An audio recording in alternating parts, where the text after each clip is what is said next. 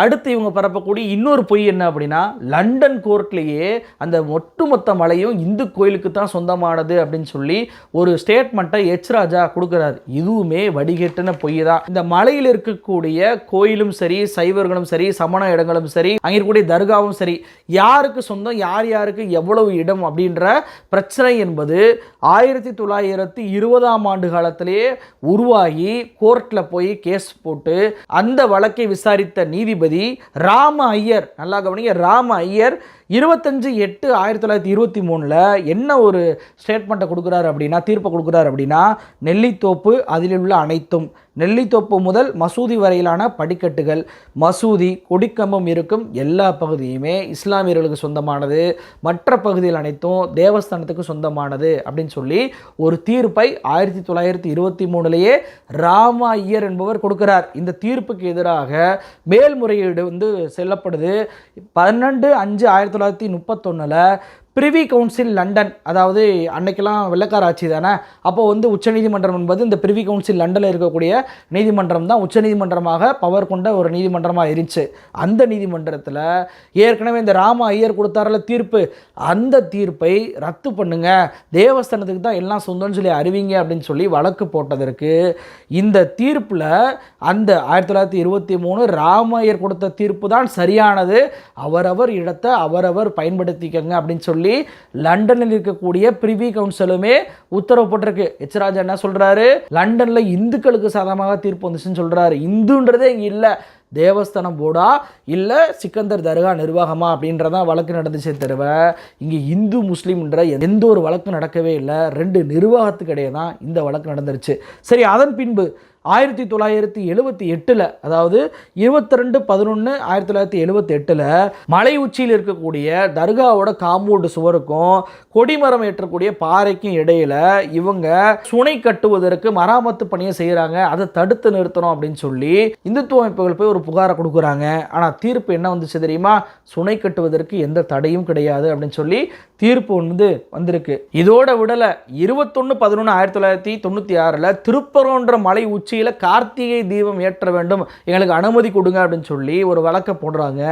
அந்த வழக்கை விசாரித்த நீதிபதி கனகராஜ், நல்லா கவனிங்க, கனகராஜ் அவர் என்ன தீர்ப்பு கொடுக்குறாரு அப்படின்னா, தர்கா இடம் தர்காவுக்கு சொந்தமானதான், கார்த்திகை தீபம் நீங்கள் ஏற்றுக்கிறீங்க அப்படின்னா தர்கா இடத்தை தள்ளி ஒரு 50 மீட்டர் தள்ளி நீங்கள் கார்த்திகை தீபத்தை ஏற்றிக்கங்க அப்படின்னு சொல்லி பழைய வழக்குகள் எல்லாம் 1923 லண்டன் தீர்ப்புலேருந்து எல்லா வழக்குகளையும் சுட்டி காட்டி அவரவர் இடம் அவரவருக்கு தான் அப்படின்னு சொல்லி நீதிபதி கனகராஜ் அவர்கள் ஒரு தீர்ப்பு கொடுக்கிறாரு. அதன் பின்பு 30/11/1998 மலை உச்சியில் அமைந்துள்ள தர்காவை அகற்றப் போவதாகவும் தர்கா அமைந்துள்ள பகுதியில் கார்த்திகை தீபத்தை ஏற்றப் போவதாகவும் இந்து முன்னணி, இந்து மக்கள் கட்சி அறிவிச்சிருக்கிறாங்க. இதற்கு எதிராக எங்களுக்கு பாதுகாப்பு கொடுங்க அப்படின்னு சொல்லிட்டு ஒரு வழக்கு போடப்படுது. இந்த வழக்கை விசாரித்த நீதிபதி பாலசுப்ரமணியன், நல்லா கவனிங்க, பாலசுப்ரமணியன் அவர் கொடுத்த தீர்ப்பு என்ன அப்படின்னா, கோயிலுக்கும் பள்ளிவாசலுக்கும் என்னென்ன இடம் இருக்குது அப்படின்றத 1923 சொல்லிட்டாங்க, அதன்படி தான் இருக்கணும். சும்மா போய் பள்ளிவாசல் இருக்கக்கூடிய இடத்துலலாம் போய் கார்த்திகை தீபத்தை ஏற்ற போகிறேன், அந்த பள்ளிவாசல் அகற்ற போகிறேன்லாம் சொல்லிக்கிட்டு இருக்கக்கூடாது, இதெல்லாம் அனுமதிக்கவே முடியாது. உடனடியாக மதுரையுடைய கலெக்டர், எஸ்பியும் உரிய பாதுகாப்பை போலீஸை போட்டு பாதுகாப்பு கொடுங்க அப்படின்னு சொல்லி 1998 ஒரு தீர்ப்பை கொடுத்துருக்கிறாரு. அதன் பின்பு போய் விடலை, 29/8/2012 மலை மீது நகராட்சி சார்பாக மின் விளக்கு அமைக்க போகிறோன்னு சொல்லிட்டு ஒரு பிரச்சனை வருது. இந்த பிரச்சனைக்கு தீர்ப்பாக ஜெயக்குமார் நீதிபதி அவர்கள் என்ன கொடுக்குறாரு அப்படின்னா, கோயிலிருந்து நெல்லித்தோப்பு வரைக்கும் நீங்கள் நகராட்சி சார்பாக மின் விளக்கு அமைச்சுக்கோங்க, நெல்லித்தோப்புலேருந்து மலை மீது இருக்கக்கூடிய அந்த தர்கா வரைக்கும் அந்த தர்கா நிர்வாகமே மின் விளக்கு அமைச்சுக்கிடுவாங்கன்ற ஒரு தீர்ப்பை கொடுத்துருக்குறாங்க. 28/6/2023 இப்போ 2 வருஷத்துக்கு முன்னாடி மலை மீது உள்ள நெல்லித்தோப்பு பகுதியில் தொழுகை நடத்தக்கூடாது, பக்ரீத் தொழுகை நடத்தக்கூடாது அப்படின்னு சொல்லி இந்துத்துவ அமைப்புகள், இந்து மக்கள் கட்சி போய் ஒரு வழக்கு போடுறாங்க. இதை விசாரித்த நீதிபதிகளான சுப்பிரமணியம் அதே போல் விக்டோரியா கௌரி 2 பேரும் சேர்ந்து அதெல்லாம் தொழுகைக்கு எந்த தடையும் கொடுக்க முடியாதுன்னு சொல்லி ஒரு தீர்ப்பை கொடுத்துருக்குறாங்க. இதெல்லாம் எதுக்கு நான் சொல்கிறேன் அப்படின்னா, 1923 கொடுக்கப்பட்ட தீர்ப்பிலிருந்து 2023 வரைக்கும் கொடுக்கப்பட்ட தீர்ப்பு வரைக்கும் எல்லா தீர்ப்புகள்லையுமே தர்கா இடம் தர்காவுக்கு சொந்தமானது, கோயிலிடம் கோயிலுக்கு சொந்தமானது அப்படின்றத அழுத்தம் திருத்தமாக நீதிபதிகள் சொல்லியிருக்கிறாங்க. எல்லா நீதிபதிகளுமே இந்து நீதிபதிகளாக இருக்கிறாங்க. ஒரு நீதிபதினா அவருடைய தீர்ப்பை தான் பார்க்கணுமே தவிர அவருடைய மதம் சாதி நம்ம பார்க்க தேவையில்ல. ஆனால் இவர்கள் பரப்பக்கூடிய பொய்க்காகவே இதையும் சுட்டிக்காட்டக்கூடிய நிலைமைக்கு நம்ம தள்ளப்பட்டிருக்கோம். அப்போ கோர்ட்லேயும் சரி மிக தெளிவாக அவரவர் இடம் அவரவருக்கு தான் சொல்லியிருக்காங்களே தவிர எங்கேயுமே முழு மலையும் இந்துக்களுக்கு தான் சொந்தம் என்று எச்ராஜா சொன்னதை போல எந்த ஒரு தெரிப்பும் இல்லை. அப்போ இதுவும் ஒரு வடிகட்டிய பொய். இப்போ புரியுதா இவங்க எவ்வளவு பொய்களை பரப்பி நம்ம மூளை செலவு பண்ணி அதன் மூலயமாக மத கலவரம் வந்துச்சு அப்படின்னா இவங்க அதில் அரசியல் குளிர்காயலாம் அப்படின்றதான் இவங்களுடைய ஒற்றை நோக்கமாக இருக்குது. அப்போ திருப்பரங்குன்றம் பகுதியில் இருக்கக்கூடிய எல்லா மக்களுமே இந்த பிஜேபி ஆர்எஸ்எஸ் இந்து முன்னணியுடைய பேச்சை கேட்கவே இல்லை. இவங்க உள்ளூர் மக்களை கெடுக்க வேண்டும் என்பதற்காகவே வெளியூர்லேருந்து இப்படியான பிரச்சனையை கிளப்பிக்கிட்டு இருக்காங்க அப்படின்றத நம்மளால் பார்க்க முடியுதா இல்லையா?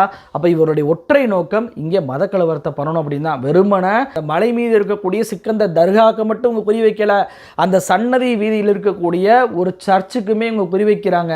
இங்கே இது மட்டும் மலையை மட்டும் டார்கெட் சன்னதியில் ஒரு சர்ச் இருக்குது, அதே அவங்க குடைச்சல் கொடுத்துட்டு தான் இருக்காங்க. கார்த்திகை தீபம்னு வட்டம் நடக்கும் போதுனா சன்னதி தெருவில் பார்த்தீங்கன்னா அந்த சர்ச்சு முன்னாடி தான் அவங்க வந்து ஆர்ப்பாட்டம் நடத்துகிறாங்க. ஊரில் இருக்கிற மக்களை ஃபுல்லாக பதட்டான சூழ்நிலையை அந்த கார்த்திகை தீபம் அன்னைக்கு உண்டாக்கி விடுறாங்க. அப்போது எப்பெல்லாம் கார்த்திகை தீபம் ஏற்றப்படுதோ அப்பெல்லாம் அந்த சர்ச்சுக்கு முன்னாடி போராட்டம் ஆர்ப்பாட்டம் அப்படின்ற பேரில் அந்த சர்ச்சில் இருக்கக்கூடிய மக்களுக்கும் பிரச்சனை கொடுக்கக்கூடிய வேலையில் இவங்க ஈடுபடுறாங்க. அப்போ நம்மளுடைய பன்முக தன்மையை பாருங்களேன். மலை மேலேயே 4 வழிபாட்டு தலம் இருக்குது, அதே போல் சன்னதி வீதியிலேயே 2 வழிபாட்டு தலம் இருக்குது, கோயில் இருக்குது, சர்ச்சு இருக்குது.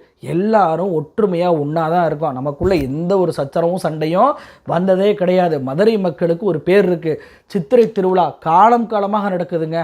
முஸ்லீம்களும் சரி, இந்துக்களும் சரி, கிறிஸ்தவர்களும் சரி, எல்லா மதத்தினருமே அதில் பங்கெடுத்து ஒற்றுமையாக நடத்துவாங்க. இது வரைக்கும் ஒரே ஒரு பொறி கலவரம் நடந்திருக்கு, ஒரு பிரச்சனை நடந்துச்சு, ஒரு தெருவுக்குள்ளே போகும்போது ஒரு பிரச்சனை வந்துருச்சுன்னு இதான் ஒரு சின்ன சம்பவத்தையாக காட்ட முடியுமா?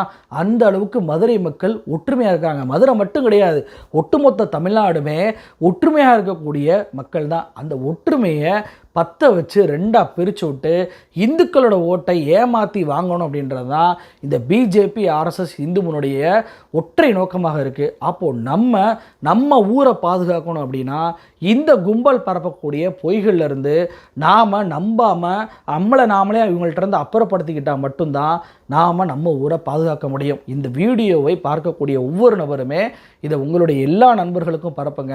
நம்ம ஊரில் இவங்க நடத்த திட்டமிட்ட, அதாவது உத்தரகண்ட் பாணியில் இங்கே நடத்தக்கூடிய அந்த கலவரத்தை நாமளால் தான் தடுத்து நிறுத்த முடியும். அரசாங்கத்திற்கு நான் வைக்கக்கூடிய கோரிக்கை என்ன அப்படின்னா, இந்த காவிகளோடு சேர்ந்து வேலை பார்க்கக்கூடிய அரசு அதிகாரிகள் மீது உடனடி நடவடிக்கை எடுங்க. காலம் தாழ்த்தினீங்க அப்படின்னா மிகப்பெரிய பிரச்சனை நமக்கு ஏற்பட்டுரும். இன்றைக்கி 144 தடை போட்டு மதுரையில் நடக்க இருந்த கலவரத்தை மிக தெளிவாக தடுத்து நிறுத்தியிருக்கக்கூடிய அரசுக்கு பாராட்டு. அதே சமயத்தில் அதிகாரிகள் மீது நடவடிக்கை எடுக்கணும். எப்பவும் போல் அங்கே தர்காவில் ஆடு கோழி பலியிடுவதற்கு அனுமதி கொடுக்கணும்.